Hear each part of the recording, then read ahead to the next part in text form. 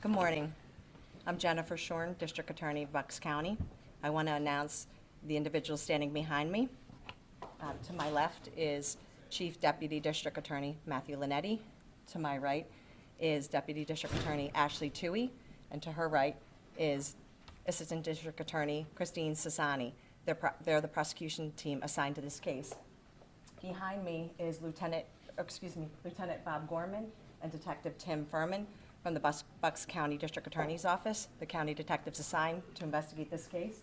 Directly behind me is Chief Martin McDonough, our Chief of County Detectives, and to his right is Detective Kevin Pletnicki, and to his right, Detective Jake Gallagher with the Middletown Township Police Department, and to his right, Lieutenant Steve Foreman from the Middletown Township Police Department, Chief Joseph Bartarillo from the Middletown Township Police Department, and finally, Captain Pete Feeney of the Middletown Township Police Department.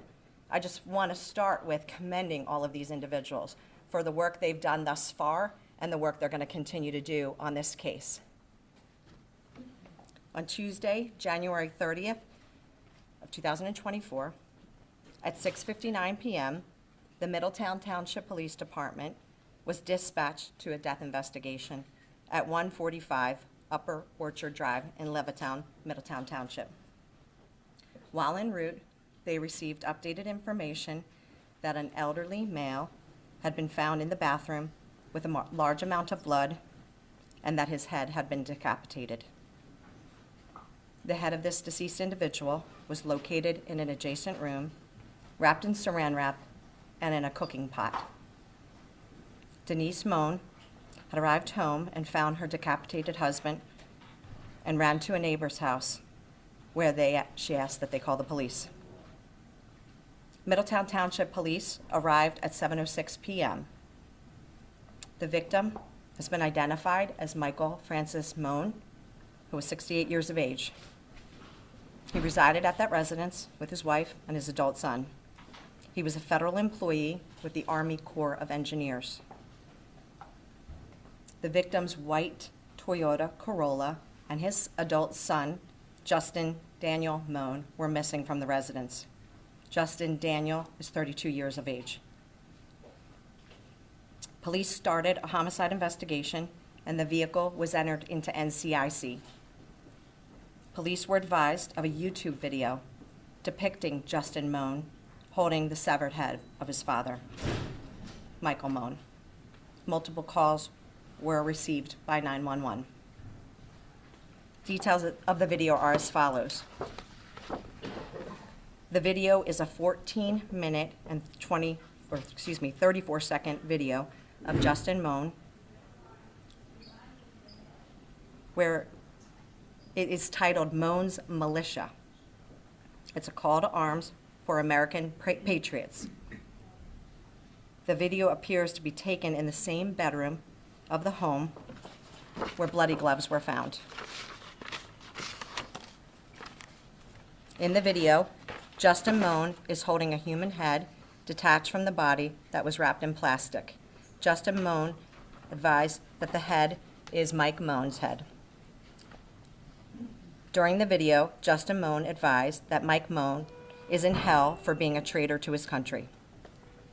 During the video, Justin Mohn provides his identity and advises that he is the commander of America's National Network of Militia, also known as Mohn's Militia.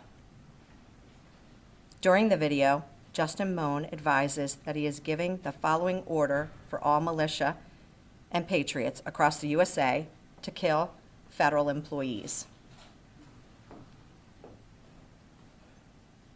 He also ordered that individuals from the FBI, IRS, and other federal law enforcement officers, and for those that work at the courthouse to be arrested, that all federal agents, U.S. Marshals, federal judges, and Border Patrol be captured and tortured for information, and then publicly executed.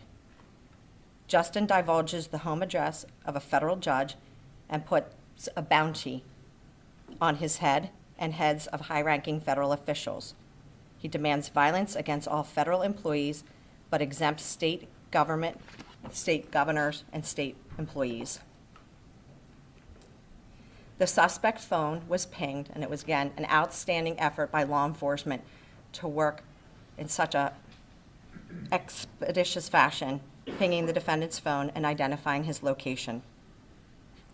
It was determined that the location was showing at Fort Indian Town Gap, a National Guard training center in Levittown County, Pennsylvania. The suspect drove his vehicle to this location. He climbed a barbed wire fence. After he drove his vehicle past the barricades first, exited his vehicle, climbed a barbed wire fence, and entered the secured military installation. Fort Indian Town Gap Police Department were notified of the ping in their jurisdiction. Shortly thereafter, Fort Indian Town Gap Police Department and the Pennsylvania State Police located Justin Mohn trespassing on governmental property. Justin Mohn was taken into custody without incident. The defendant had a loaded Sig Sauer 9mm handgun on him, and it was loaded, as mentioned, missing one round. Justin Mohn was taken into custody. The defendant stated he went to Fort Indian Town Gap in an effort to mobilize the PA National Guard to raise arms against the federal government. He also indicated that he wanted to speak to Governor Shapiro to join forces. The autopsy of Michael Mohn was conducted on Thursday, February 2nd, by Dr. Ian Hood, forensic pathologist. It was determined that Michael Mohn suffered a gunshot wound to his head and then was subsequently dismembered, and that the mechanism was the use of a knife to sever limbs and tendons, and then ultimately a machete to sever his spinal column. This investigation, again, I can't speak more highly of the work that was done by my colleagues and fellow members of law enforcement. They identified the fact that the defendant purchased a firearm the day before murdering his father. He purchased that firearm at Johnson's in Croydon, Bristol Township, Bucks County on January 29th. The defendant is a graduate from Neshaminy High School and Penn State main campus. He previously worked and lived in Colorado, working for a contractor for Microsoft Corp. He's currently unemployed. He has no history of diagnosed mental health issues, and there are presently no 302s or 201s in his history. I am going to turn it over to Chief Joseph Bartarillo, and then we'll be available to answer any questions you may have.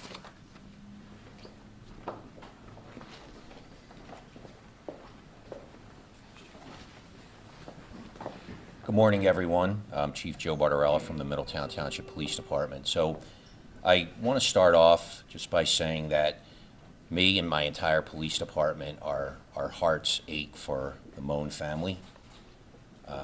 I know we had a meeting with them last night at our police headquarters with Victims Advocacy, and I just want to let everyone know that we will be with them every step of the way through this incredible ordeal that they're going through. And also our Upper Orchard community, which is one of our small communities within our Levittown section of our township, you know, as the whole community mourns and aches over this, that our police department will be right there with them as they recover, you know, on the road to recovery from what they've had to experience. You know, the family was very well known, had a lot of neighbors and close friends that really cared about them. So I just want to put that out there first and foremost. Next, the one thing I want to do is recognize all of the law enforcement agencies that played, you know, such a huge role in making such a fast apprehension and bringing closure to this, and just in getting the apprehension within hours of the crime occurring. We were discussing that if Justin hadn't been apprehended, can you imagine the manhunt that would have been underway, you know, shortly thereafter, and how everything would have been focused on finding him, and how the entire community would have been in a state of panic. So one of the things I want to do right now is just praise our law enforcement. From my police department, our Detective Sergeant, Zach Brocious, he's the one that actually did, you know, they call it the ping. I say tracking Justin's cell phone and pinpointing where he was. Two of our detectives are here, our lead detectives on the case, Jake Gallagher and Kevin Platnecki, but all of our detectives were at the scene that night. And that was our first priority, you know, getting to the scene, preserving the scene, but then locating Justin, who went quickly from a person of interest, obviously, to the suspect. And with that, police department that I'm learning more about every day, the Fort Indian Town Gap PD, who did an incredible job of rapidly responding when we called them and told them that we had a general idea of Justin's location based on cell phone tracking. They located, Fort Indian Town Gap Police Department located his car first, and then later on, based on continuous cell phone tracking, were able to locate and detain him without incident.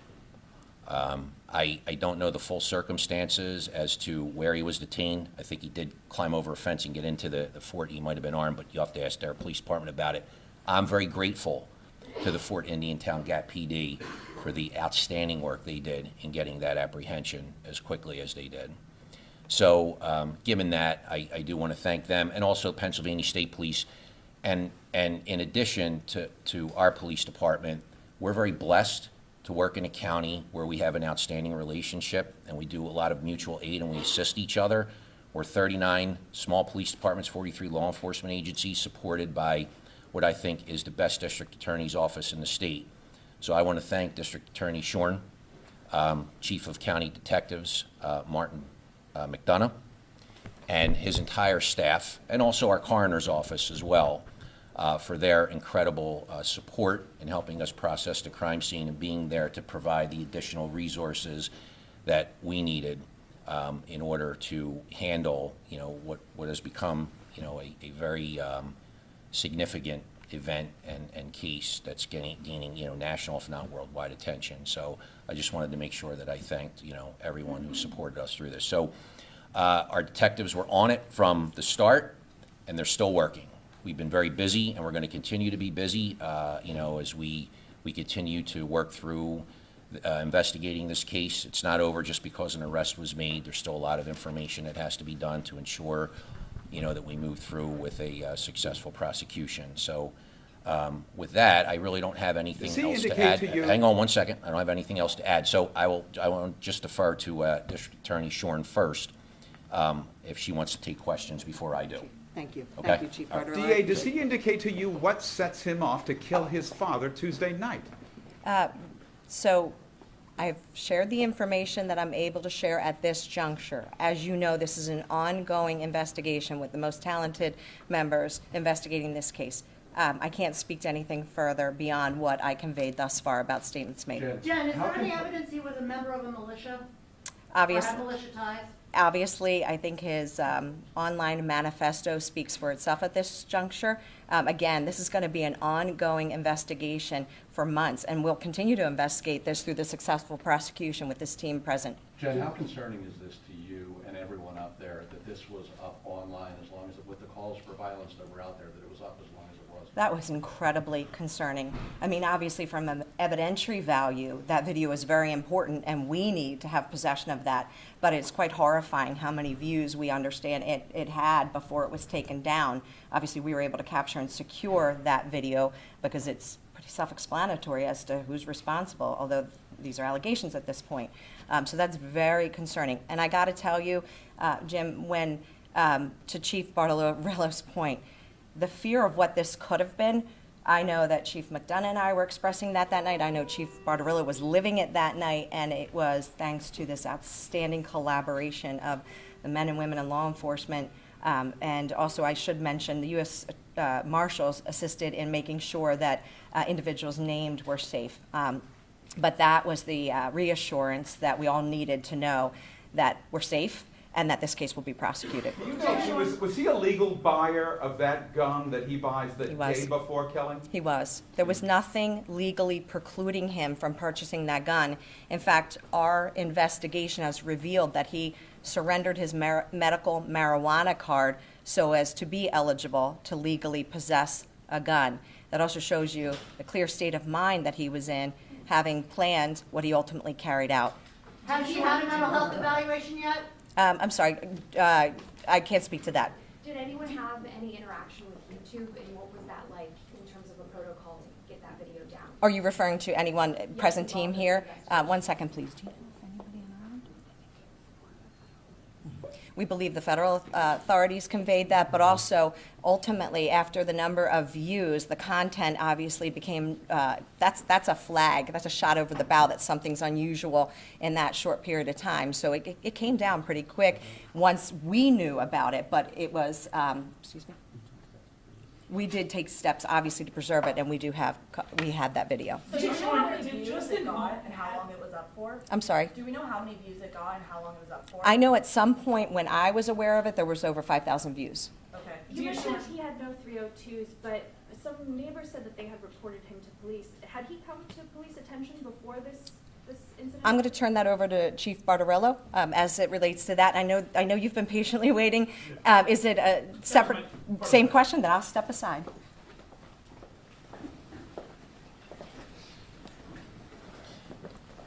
So I have been emailed by several reporters regarding our police department's past contact with Justin Mohn. So we went through our records management system, and our police department has had 3 prior contacts, 2 direct, 1 indirect. One was in 2011 when Justin was 19. He had an argument in his home driveway with someone. There was nothing criminal there, and that was resolved. One was in 2019. Justin reported that he received a threat from someone at Progressive Insurance in Ohio because he was suing them and just wanted a record of it. And then last year we did not have contact with Justin, but his employer from Philadelphia called one of our officers and just expressed concern about, Justin's behavior at work and wanted legal advice on how to go about terminating his employment, which we don't do. Where police department doesn't offer that. That's for his, individual employer. So we did refer the employer, to seek out, legal resources for that, and also because it was in Philadelphia to, refer anything work-related, if they were concerned, to the Philadelphia Police Department. That's the only contact. I know we keep hearing that police were outside of his home at various times, outside of, what I just mentioned. I can only speak for the Middletown Township Police Department. We were not. Did he have a history of threatening the judge that you mentioned in the YouTube video? Not that we're aware of. It was never reported to us. Chief, when the employer calls and says, I need legal advice how to fire this cat, does that prompt you to go to him? Do you have any contact with him after the employer We didn't calls? go to him after that because the officer asked if, was there any criminal action on his part, or any threats made or anything like that. I think there was concern over, I guess, what Justin was writing, some novels that he was writing, but we did not have contact with him after that. No, direct contact. Based on what the information that the officer gathered, and what the decision the officer made, no, I don't think we needed to have contact with him after I that. believe DA Shorn touched on his intentions out in Fort Indiantown Gap. I don't know if any colleagues with Gap Police were in contact with you. I just wanted to ask again if there's any way to know what he might have been up to and what the next few hours, had he not been caught, might have held. So you're asking I'm if, asking what his intentions right, were. so if we tracked him up there and he hadn't been apprehended, what he would have I know done? it's a hypothetical. I'm just asking, Right. in talking with him since arrest, Yes. what you believe his intentions So were. I have no idea what he said since arrest, and I wouldn't be able to share that anyway, and I don't know what his intentions were, except that he was armed inside a National Guard base, so Do you know if he's facing federal charges, if the feds are involved? I'm not sure. Talk about this DA or Chief. Sometimes with these online internet calls, there's some sort of dark web incel culture. Do we have any indication that anyone took his call seriously? Did he have any sort of online support in what he was calling for?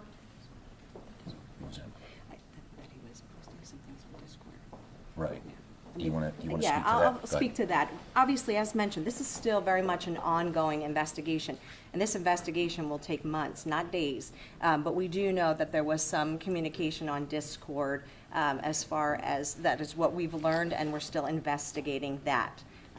So as it relates to some of the things he conveyed in this video and his beliefs and position, the one thing I want to state again is it was evident to us that he was of clear mind in his purpose and what he was doing. Aside from what his beliefs are. He was of clear mind doing this, and that's an important fact to us in this prosecution. DA, do you expect you'll have a defense attorney claiming that he was insane, that he's a mental, so your argument is being made right here. Your Well, view, clear mind, got rid of his marijuana license, got a gun, he knew what he was up to. Anytime we have a murder case, we anticipate what issues we may face in the subsequent prosecution. One of the things we always look at is there going to be a later claim of McNaughton insanity? That is a very specific definition where somebody is unaware of the nature and consequences of their actions. Not that they're perhaps what the common term crazy is, but it is a very specific terminology. And I can state with the evidence we have gathered thus far, this individual was acting with clear mind, aware of his actions, and proud of his consequences. Aren't you in position to cut your father's head off? I mean, isn't that an insane act? There is a complete and utter difference between what we would term that person's crazy to what is legal insanity, and that will be evident later when we prosecute this matter. DA Shorn, forgive the question, but if I'm not mistaken, you said that Mr. Mohn, the father, also had limbs? No, his head was dismembered. Just Yes, his decapitated, dismembered, post-mortem. Okay. Do you know how long he had been planning this? But he bought the gun the day before. Do we know how far back beyond that? We don't at this juncture. It's still pending. Obviously, we're going to gather as much information as relates to that. How long was he in the base before he was arrested?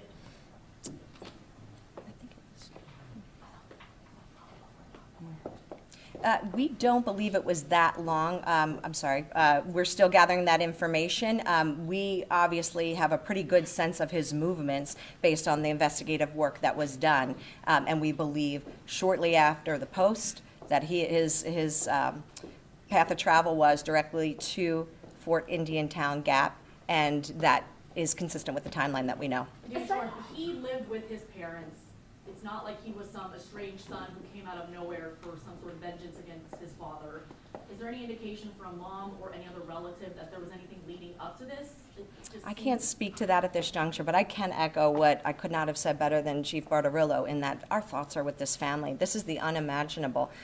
So, that's going to take time. We're going to provide the resources for this family, but this is truly just unimaginable for them. So, again, we'll continue to investigate. Yeah, are there any new charges? He took his father's car, for example. Would that be additional charge, anything new on that front? It is not uncommon for us at some point later to add charges. We'll evaluate that. This team of attorneys will evaluate what charges additionally are appropriate, but we wanted to make sure that we were charging immediately that night to take him into custody, and he is in custody without bail at the correctional facility in Bucks County. Do we know when he gave up his medical marijuana card? Days before. Okay. In his video, he had alluded that he had a previous contact with the FBI. Are you or Middletown Police aware of any previous contacts with the FBI, Federal Protective Service, Secret Service, any of those federal agencies? All questions as it relates to any federal probe or, federal contacts that existed prior to this homicide investigation, I'm going to refer to the FBI or Department of Justice to field those questions. Yeah, is he talking to you? I can't speak to that. Is he answering your questions? I can't speak to that. We're not able to speak to that. Is he proud of what he did, do you think? I mean, look at the picture there. He seems pretty calm and somewhat proud of himself. I think you can draw conclusions, your own conclusions, and I'm not saying that in a facetious manner from the video and how for those of you that viewed it, how he presented on that video. So, but I can't speak to that. Out of his 131 subscribers, are you investigating any of those for answering this call to arms that he put out? We'll obviously investigate anyone and everyone who is associated with this homicide, with the subsequent dismemberment, with the then events to flee the scene. We will consider anyone who may be an accomplice. Was anyone else in the house when this happened, or was it just the victim's wife when she came home? The victim's wife who discovered it she was home alone. So if there's not any other questions, I think, go ahead. You said he'd never been diagnosed officially with any mental illnesses. Do we know how? I didn't say that. I can't speak to that. Oh, okay. I can't speak to that. Do we know how he got his marijuana card? I don't know that. Okay, thank you very much. Appreciate you being here.